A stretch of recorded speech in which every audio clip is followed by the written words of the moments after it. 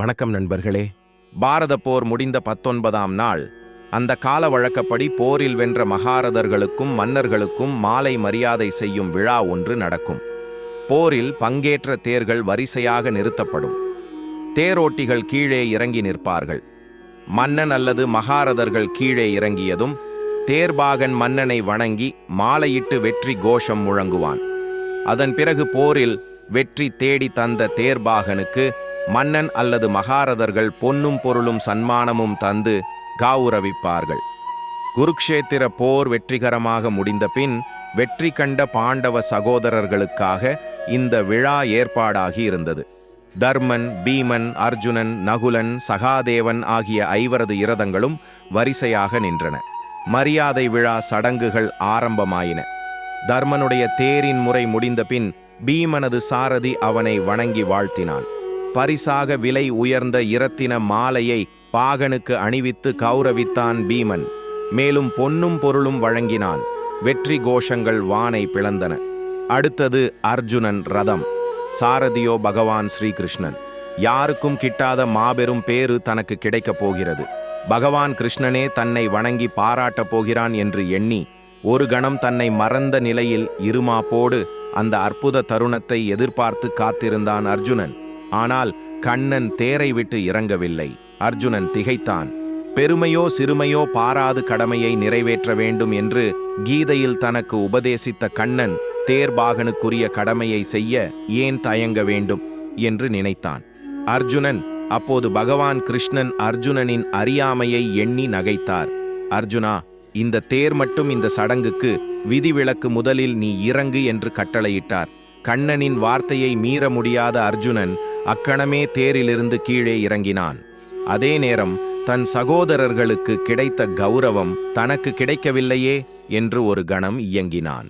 கர்மயோகம் என்ற பகுதியாக கடமையை பற்றி அத்தனை தத்துவங்களை சொன்ன கண்ணன் ஒரு தேர்பாகனாக பணியாற்றுவதற்குரிய கடமையை செய்ய ஏன் தயங்குகிறார்?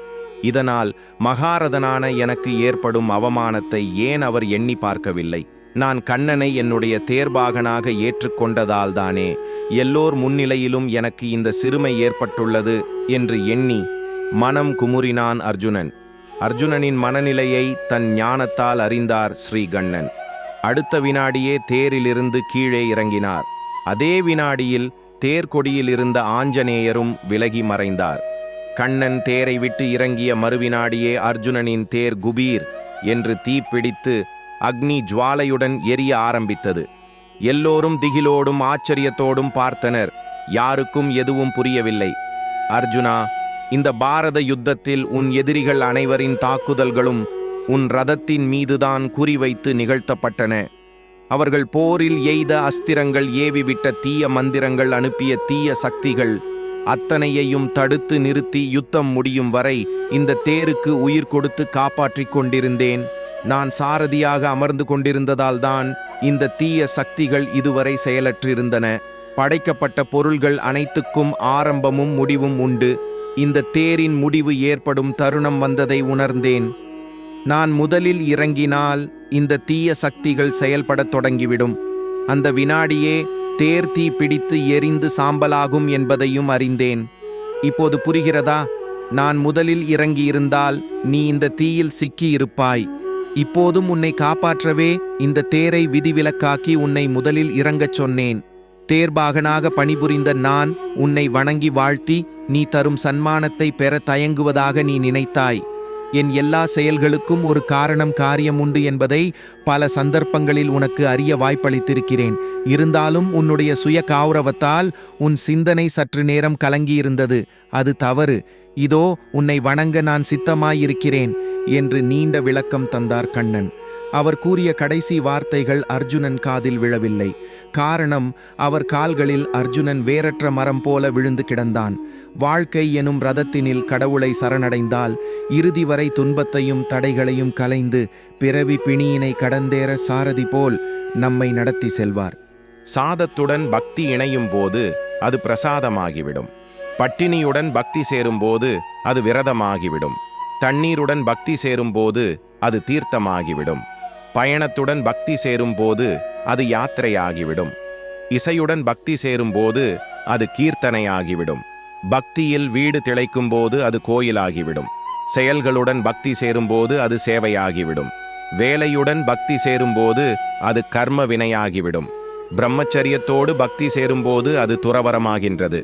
இல்லறத்தோடு பக்தி சேரும்போதுதான் அது ஆன்மீகமாகின்றது. ஒருவனை பக்தி ஆக்கிரமிக்கும் போது அவன் மனிதனாகி விடுகிறான். மனிதனுள் பக்தி முழுமை அடையும் போது ஞானியாகி விடுகிறான். சர்வம் ஸ்ரீ கிருஷ்ணார்ப்பணம். அழகான மற்றும் ஒரு அரிய கதை. ஒருமுறை கோபியர்கள் ஸ்ரீ கிருஷ்ணரிடம், ஓ கிருஷ்ணா, நாங்கள் அகஸ்திய முனிவருக்கு உணவு படைக்கப் போக வேண்டும். இந்த யமுனை நதி இடையில் வருகிறது. இப்போது எப்படி செல்வது என்று சொல்லுங்கள் என்று கேட்டார்கள். அதற்கு பகவான் ஸ்ரீ கிருஷ்ணர், நீங்கள் யமுனை நதியிடம் செல்லும்போது, ஓ யமுனா தாயே, ஸ்ரீ கிருஷ்ணர் பிரம்மச்சாரி என்றால் எங்களுக்கு வழிவிட்டு செல்லுங்கள் என்று கூறுங்கள் என்றார். இதை கேட்ட கோபியர்கள், இந்த கிருஷ்ணர் தன்னை ஒரு பிரம்மச்சாரி என்று நினைத்துக் கொள்கிறார். நாள் முழுவதும் நம் பின்னால் சுற்றித் திரிகிறார். சில சமயங்களில் நம் துணிகளை திருடுகிறார். சில சமயங்களில் நம் பானைகளை உடைக்கிறார். தீராத விளையாட்டு பிள்ளை கிருஷ்ணர் என்று கூறி கோபியர்கள் சிரிக்க ஆரம்பித்தனர். சரி, நாங்கள் சொல்கிறோம் என்று கூறிவிட்டு சென்றனர். கோபியர்கள் யமுனா நதியிடம் சென்று, ஓ யமுனா நதியே, ஸ்ரீ கிருஷ்ணர் பிரம்மச்சாரி என்றால் எங்களுக்கு வழிவிடுங்கள் என்று சொன்னார்கள். கோபியர்கள் இதை சொன்னவுடன் யமுனா நதி வழிவிட்டாள். கோபியர்கள் திகைத்து போனார்கள். என்னாச்சு, கிருஷ்ணர் பிரம்மச்சாரியா என்று குழம்பியவாறே சென்றார்கள். பிறகு கோபியர்கள் அகஸ்திய முனிவருக்கு உணவளித்துவிட்டு திரும்பி வரத் தொடங்கினர். அப்போது அவர்கள் அகஸ்திய முனிவரிடம், இப்போது நாங்கள் எப்படி வீட்டிற்கு செல்வது? யமுனா நதி நடுவில் இருக்கிறார் என்று கேட்டார்கள். அதற்கு அகஸ்திய முனிவர் யமுனை நதியிடம் போய், அகஸ்திய முனிவர் வாழ்நாள் முழுவதும் விரதம் இருப்பது உண்மை என்றால் எங்களுக்கு வழிவிடுங்கள் என்று சொல்லுங்கள் என்றார். கோபியர்கள் மனதில், நாங்கள் இவ்வளவு உணவை கொண்டு வந்தோம், அதையெல்லாம் சாப்பிட்டுவிட்டு இப்போது இவர் உண்ணாவிரதம் இருப்பதாக சொல்லுகிறீரா என்று நினைத்தனர். கோபியர்கள் யமுனா நதியிடம் சென்று, ஓ யமுனா நதியே, அகஸ்திய முனிவர் வாழ்நாள் முழுவதும் விரதம் இருப்பது உண்மையானால் எங்களுக்கு வழிவிடுங்கள் என்றனர். இதை கேட்டதும் யமுனை நதி வழிவிட்டாள். இது என்ன விந்தையாக இருக்கின்றது? சாப்பிடுபவர் எப்படி உண்ணாவிரதம் இருக்க முடியும்? இரவும் பகலும் நம்மை பின்தொடர்பவர் எப்படி பிரம்மச்சாரியாக இருக்க முடியும் என்று கோபியர்கள் யோசிக்க ஆரம்பித்தார்கள். இந்த இக்கட்டான சூழ்நிலையில் கோபியர்கள் கிருஷ்ணரிடம் வந்து அவர்களின் கேள்வியை கேட்டார்கள். பகவான் ஸ்ரீ கிருஷ்ணர், கோபிகளே, உங்கள் உடலுடன் எனக்கு எந்த சம்பந்தமும் இல்லை. உங்கள் அன்பை கண்டு நான் உங்களை பின்தொடர்கிறேன். நான் ஒருபோதும் காமத்தின் கீழ் உலகத்தை அனுபவித்ததில்லை. நான் பற்றுகளிலிருந்து விடுபட்டவன். அதனால்தான் யமுனை உங்களுக்கு வழிவிட்டாள். மேலும் அகஸ்திய முனிவர் நம்முன் உணவு சாப்பிட்டார். ஆனால் அவர் வாழ்நாள் முழுவதும் உண்ணாவிரதம் இருக்கிறார் என்றார். உண்மையில் அகஸ்திய முனிவர் உணவு உண்பதற்கு முன் எனக்கு உணவு வழங்குகிறார். மேலும் அவருக்கு உணவின் மீது எந்த பற்றுதலும் இல்லை. அவர் உணவை சாப்பிட வேண்டுமா அல்லது உணவின் சுவை பற்றி எந்த எண்ணமும் அவரது மனதில் இல்லை. அவர் சாப்பிட்ட பின் அனைத்தும் கிருஷ்ணார்ப்பணம் என்றே கூறுகிறார். அந்த உணவு அனைத்தும் உலகில் உள்ள ஜீவராசிகளுக்கு சென்றடைகிறது. அதனால்தான் அவர் வாழ்நாள் முழுவதும் உண்ணாவிரதம் இருக்கிறார் என்று கூறியதால் யமுனை வழிவிட்டது என்றார். என்னை நேசிப்பவர்களுக்கு நான் மிகவும் கடமைப்பட்டிருக்கிறேன். உங்கள் அனைவருக்கும் நான் கடமைப்பட்டிருக்கிறேன் என்றார். உண்மையை உணர்ந்த கோபியர்கள் கிருஷ்ணரிடம் மன்னிப்பு கேட்டு சென்றனர். அனைத்தும் கிருஷ்ணார்ப்பணம். கிருஷ்ண பக்தர்கள் ஏன் துன்பப்படுகிறார்கள்? இதோ இந்த மகாபாரத கதையின் மூலம் அறிந்து கொள்ளலாம். யுதிஷ்டரர் ஹஸ்தினாபுரத்தின் அரசராக முடிசூட்டப்பட்ட பிறகு கிருஷ்ணர் துவாரகைக்கு திரும்ப வேண்டும் என கூறினார். அப்போது குந்தி தேவி அவரை நேரில் வந்து வழிபட்டாள். கிருஷ்ணர், உன் பக்தியால் நான் மிகவும் மகிழ்ச்சி அடைந்தேன். எனவே என்ன வேண்டும் என்று கேள் என்றார். அதற்கு குந்தி தேவி, கிருஷ்ணா, எனக்கு கஷ்டங்களையும் சவால்களையும் சிரமங்களையும் வறுமையையும் தாருங்கள் என்று கேட்டாள். கிருஷ்ணர் ஆச்சரியத்தில் கேட்டார், மக்கள் பொதுவாக இன்பங்களை, செல்வங்களை, சாந்தியையும் நிம்மதியையும் கேட்பார்கள். நீங்கள் ஏன் இவ்வளவு துன்பங்களை கேட்கிறீர்கள் என்று கேட்டார். அதற்கு குந்தி, கிருஷ்ணா, நம்மிடம் ஆடம்பரங்களும் வசதிகளும் அதிகமாக இருக்கும்போது நாங்கள் ஜட உலகின்பங்களின் மீது கவரப்படுகிறோம். அது நம்மை உங்களை மறந்துவிட செய்கிறது. எனக்கு தேவையானது ஆன்மீக மேம்பாடு, உங்களை அடையும் பாக்கியம் வேண்டும். எனவே இந்த கஷ்டங்களும் சவால்களும் உங்களை நினைக்க, உங்களை பற்றிய பற்றை வலுப்படுத்த உதவும். அதனால் எனக்கு இவையெல்லாம் வேண்டும் என்று கேட்டேன் என்றான். இதுவே கிருஷ்ண பக்தர்களின் துன்பங்களுக்கு பின்னால் உள்ள ஆன்மீக ஆழம். ஒருவர் உலக இன்பங்களை பெற்றிருந்தாலும் கிருஷ்ணரை இழந்திருந்தால் அவர் அனைத்தையும் இழந்தவர் எனப்படுகிறார். அதேபோல் ஒருவர் உலக இன்பங்களை இழந்தாலும் கிருஷ்ணரை பெற்றிருந்தால் அவர் அனைத்தையும் பெற்றவராக கருதப்படுகிறார். இது ஒரு எளிய வரி போல தோன்றினாலும் அது ஆன்மீக வாழ்க்கையின் முக்கியமான தத்துவமாகும். கிருஷ்ண பக்தர்களுக்கு வருகிற துன்பங்கள், கஷ்டங்கள், சோதனைகள் இவை தண்டனைகள் அல்ல. மாறாக சரணாகதி, பக்தி பற்றில்மை மற்றும் உள்ளார்ந்த பலத்தை வளர்க்க கடவுள் அளிக்கும் தெய்வீக பயிற்சி நிலைகளாகும். மனித மனம் உலகத்தை நோக்கி ஓடுகிறதை கண்டதும் அதனை மீண்டும் கடவுளை நோக்கி திருப்ப இவை ஒரு கருவியாக காப்பாற்றுகின்றன. ஆன்மீகவாதிக்கு கஷ்டங்களும் துன்பங்களும் பற்றுதல்களிலிருந்து விடுவிக்க இறைவன் அளித்த அருளாகும். பிரகலாதன் தன் தந்தையின் கொடுமைகளால் துன்பப்பட்டான். ஆனால் அவனது நிலையான பக்தி நரசிம்ஹ அவதாரத்தை உருவாக்கியது. மீராபாய் துன்பப்பட்டாள். ஆனால் அந்த துன்பமே அவளது பக்தியின் ஆழத்தை வெளிப்படுத்தியது. அர்ஜுனன் குருசேத்திர போரில் துன்பப்பட்டான். ஆனால் அந்த துன்பம் அவனை கீதையின் பரம ஞானத்தை பெற வழிவகுத்தது. சுதாமா வறுமையில் தவித்தார். ஆனால் அந்த நிலை கிருஷ்ணரின் அருளை வரவேற்கும் பாதையாக இருந்தது. சபரி வாழ்க்கையின் இறுதியில் வரை ராமனை எதிர்பார்த்து காத்திருந்தாள். அதுவே அவளுக்கு ராமரை காண அருமையான வாய்ப்பாக அமைந்தது. திராவுபதி அவமானப்படுத்தப்பட்ட போது, மற்றவரை எல்லாம் விட்டு சென்ற போதும் கிருஷ்ணர்தான் வந்தார். கோபிகைகள் கிருஷ்ணரின் பிரிவால் துன்பப்பட்டார்கள். ஆனால் அந்த துன்பமே அவர்களை பக்தியின் சிகரத்தில் கொண்டு சென்றது. நீங்கள் மகிழ்ச்சியாக இருக்கும்போது உலக மக்கள் உங்களுடன் இருக்கிறார்கள். நீங்கள் சோகமாக இருக்கும்போது யார் உங்களுடன் இருப்பார்கள்? கிருஷ்ணர் மட்டுமே. அதுவே அவர் பக்தர்களுக்கு துன்பங்களை அனுபவிக்க அனுமதிப்பதற்கான காரணம். அது பக்தியை சோதித்து நம்பிக்கையை வலுப்படுத்தும் ஒரு தெய்வீக செயலாகும். சுவாமி விவேகானந்தர், நான் ஒருமுறை கடவுளிடம் ஞானத்திற்காக ஜெபித்தேன். அவர் எனக்கு பிரச்சனைகளை தந்து ஞானியாவதற்கு உதவினார். நான் தைரியத்திற்காக ஜெபித்தேன். அவர் ஆபத்துகளை தந்து என்னை தைரியமாக்கினார். நான் பலத்திற்காக ஜெபித்தேன். அவர் சவால்களை தந்து என்னை பலமாக்கினார். நான் அன்பிற்காக ஜெபித்தேன். அவர் எனக்கு ஏழைகளுக்கு சேவையாற்ற வாய்ப்பு தந்து என்னை அன்பில் வளர்த்தார். எனவே நான் விரும்பியதை அல்ல, எனக்கு தேவையானதை அளித்தார் கடவுள் என்று குறிப்பிட்டுள்ளார். மற்றொரு கதை பக்தியின் நிலைப்பாட்டை பற்றியது. பாண்டவர்கள் நாடு கடத்தப்பட்டிருந்த போது அர்ஜுனன் இந்தியா முழுவதும் பல்வேறு கோயில்களை சுற்றி யாத்திரை மேற்கொண்டார். தனது யாத்திரையின் ஒரு பகுதியாக அவர் ராமேஸ்வரத்திற்கு விஜயம் செய்தார். ராமாயண காலத்தில் இலங்கைக்கு செல்வதற்கு முன்பு ராமரால் செய்யப்பட்ட சிவலிங்கம் வைக்கப்பட்டிருந்த கோவிலுக்கு அவர் சென்றார். சிவபெருமானிடம் ஆசி பெற்ற பிறகு அர்ஜுனன் கடலுக்கு அருகில் சென்று குரங்குகள், அணில்கள் மற்றும் பிற விலங்குகளால் கட்டப்பட்ட ராமசேது பாலத்தின் எச்சங்களை கண்டார். பாலத்தின் தோற்றத்தை கண்டு வியந்த அர்ஜுனன், ராமர் கடவுள், அவர் யாரையும் விட சிறந்த வில்லாளி. பரந்த கடலின் குறுக்கே பாலம் கட்ட குரங்குகள் மற்றும் பிற விலங்குகள், சிறிய அணில்களை கூட ஏன் நம்பினார்? அதுவும் கற்களாலான பாலம். அவர் மிகப்பெரிய வில்லாளியாக இருந்ததால் கண்மைக்கும் நேரத்தில் அம்புகளால் பாலத்தை கட்டியிருக்க முடியும். ஏன் அவர் அதை செய்யவில்லை என்று கேள்விகளை கேட்டுக்கொண்டே அர்ஜுனன் நீண்ட நேரம் பாலத்தை பார்த்து கொண்டிருந்தான். அந்த நேரத்தில் ஒரு குரங்கு அவன் அருகில் வந்து, ஏன் பாலத்தை நீண்ட நேரம் பார்த்து கொண்டிருக்கிறீர்கள் என்று கேட்டது. தன்னந்தனியாக பதிலை பெற முடியாமல் அர்ஜுனன் குரங்கின் முன் தனது கேள்வியை வைத்தான்.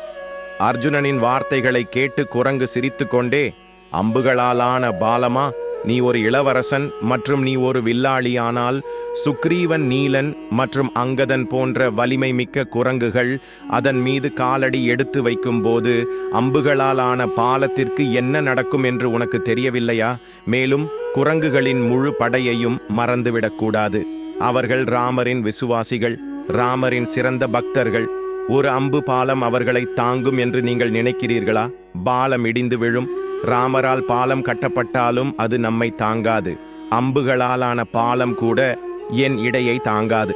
இந்த அற்பமான பலவீனமான குரங்கை எந்த அம்பு பாலமும் தாங்காது.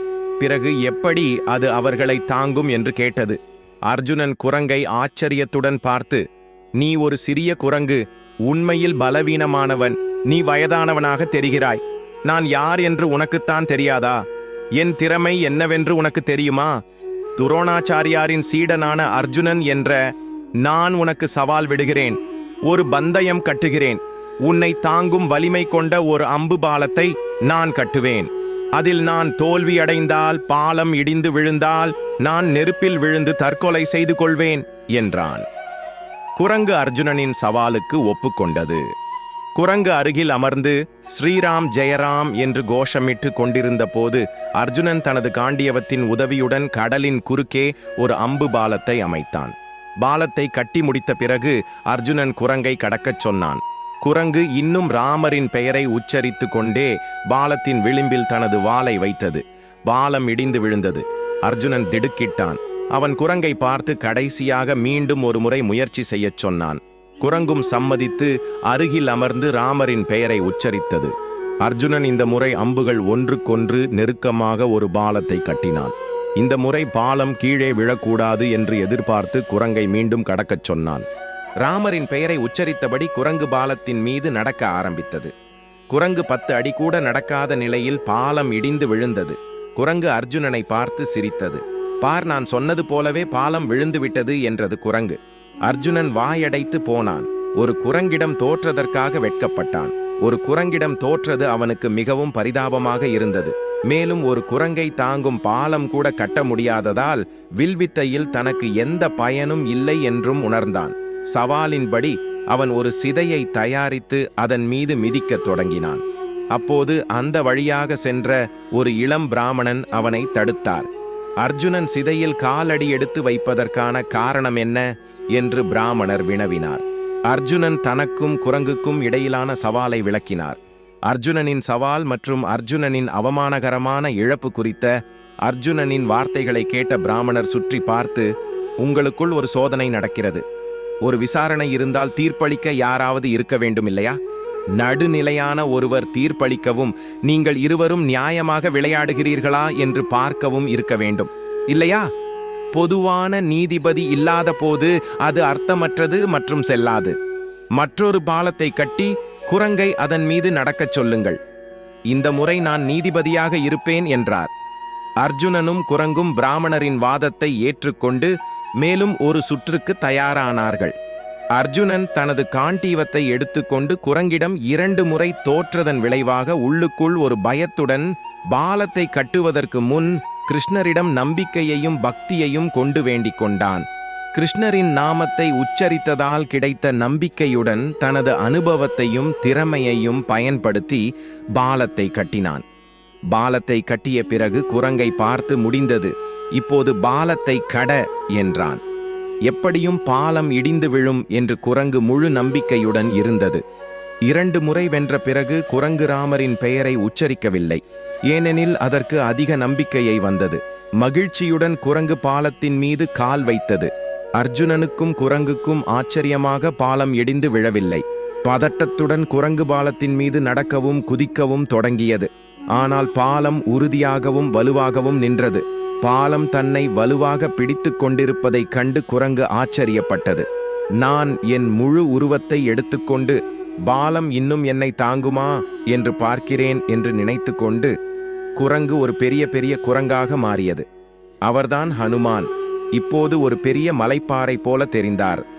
அர்ஜுனன் பெரிய ஹனுமானா தனக்கு சவால் விடுபவர் என கண்டு ஆச்சரியப்பட்டு திகைத்து போனார். ஹனுமானை கண்டு பணிவுடன் அர்ஜுனன் தரையில் மண்டியிட்டு மரியாதையுடன் தலை வணங்கினான். அம்பினாலான பாலம் ஹனுமான் போன்ற வீரர்களை தாங்கும் என்று கருதுவதில் தான் கொண்டிருந்த அஜாக்கிரதையை அவன் உணர்ந்தான். ஹனுமானின் வலிமைக்கு அடிபணிந்து பாலம் சில நிமிடங்களில் இடிந்து விழும் என்று அவன் எதிர்பார்த்தான்.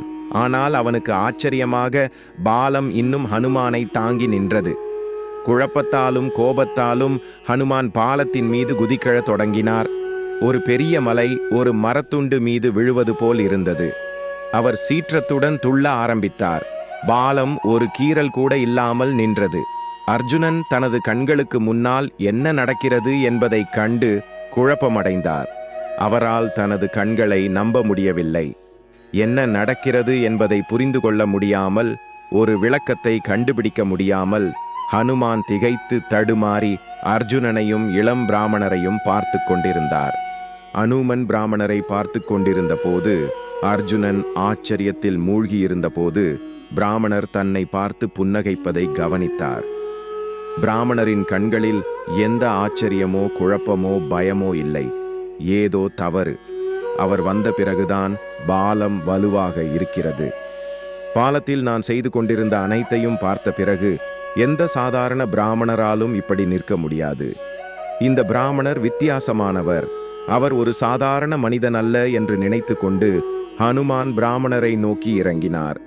அனுமன் ஒரு ஆர்வமுள்ள குரலில், நான் என் தோல்வியை ஏற்றுக்கொள்கிறேன். ஆனால் நீங்கள் யார்? இதை எப்படி உங்களால் செய்ய முடிகிறது என்று கேட்டான். இன்னும் சிரித்துக்கொண்டே பிராமணர் தன்னை விஷ்ணுவாக வெளிப்படுத்திக் கொண்டார். அர்ஜுனனும் ஹனுமானும் விஷ்ணுவை பார்த்து அதிர்ச்சி அடைந்தனர். இருவரும் விஷ்ணுவின் காலில் விழுந்தனர்.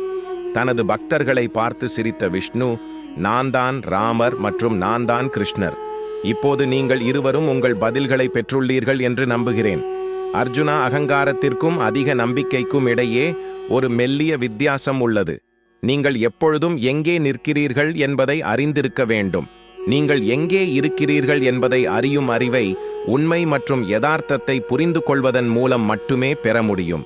பாலம் கட்டுவதற்கான உங்கள் முதல் 2 முயற்சிகளில் நீங்கள் பெருமையால் நிறைந்திருந்தீர்கள். ஒரு சிறந்த வில்லாளியாக நீங்கள் எதையும் சாதிக்க முடியும் என்று நீங்கள் நினைத்தீர்கள். இன்னும் நான் என்ற ஆணவம் உங்களிடம் இருந்தது. பெருமையும் அகங்காரமும் மனிதர்களுக்கு எந்த நன்மையையும் தராது. ஆணுமன் அந்த நேரங்களில் என் பெயரை உச்சரித்துக் கொண்டிருந்தான். அதனால் அவனுக்குள் எந்த அகங்காரமும் இல்லை. ராமரின் சக்தி அனுமனின் பக்கத்தில் இருந்ததால் அவன் வெற்றி பெற்றான். அர்ஜுனா, பணிவு மற்றும் அடக்கத்திற்கு இது ஒரு பாடம். மேலும் அவர் அனுமனை நோக்கி திரும்பி, அன்புள்ள ஹனுமானே, 2 முறை வென்றதால் அகங்காரம் உங்கள் தலைக்குள் நுழைந்தது. 2 முறை தோல்வியால் தண்டிக்கப்பட்ட அர்ஜுனன் 3வது முறையாக பாலம் கட்டத் தொடங்கிய தருணத்திலிருந்தே கிருஷ்ணரை பற்றி நினைத்து கொண்டிருந்தான். அவன் தன் இதயத்தில் கிருஷ்ணரின் பெயரை உச்சரிப்பதை ஒருபோதும் நிறுத்தவில்லை. அதனால் கிருஷ்ணர் அவரை வெற்றி பெறச் செய்தான். பாலத்தை நீங்களே வீழ்த்துவீர்கள் என்று நீங்கள் உறுதியாக நம்பியிருந்தீர்கள். ராமரின் பெயரை உச்சரிக்க தவறிவிட்டீர்கள். அதனால் நீங்கள் தோல்வி அடைந்தீர்கள் என்றார். உண்மையில் நீங்கள் இருவரும் தோல்வி அடையவில்லை. கடவுளின் பக்தி மட்டுமே வென்றது. அர்ஜுனனும் அனுமனும் உண்மையை உணர்ந்து விஷ்ணுவிடம் மன்னிப்பு கேட்டார்கள்.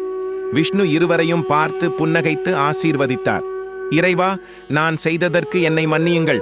அர்ஜுனனை நான் உயிரை மாய்த்து கொள்ளும் அளவுக்கு விரட்டியிருக்க கூடாது. மனந்த திரும்புதலின் அடையாளமாக அர்ஜுனனின் தேரின் கொடியில் நான் இருப்பேன். அவனை பாதுகாப்பேன் என்று ஹனுமான் கூறினார். விஷ்ணுவும் அனுமனின் விருப்பத்தை ஏற்றுக்கொண்டார். இதனால் வரவிருந்த குருசேத்திர போரில் அர்ஜுனனின் தேர் அழியாமல் இருப்பதை உறுதி செய்தார்.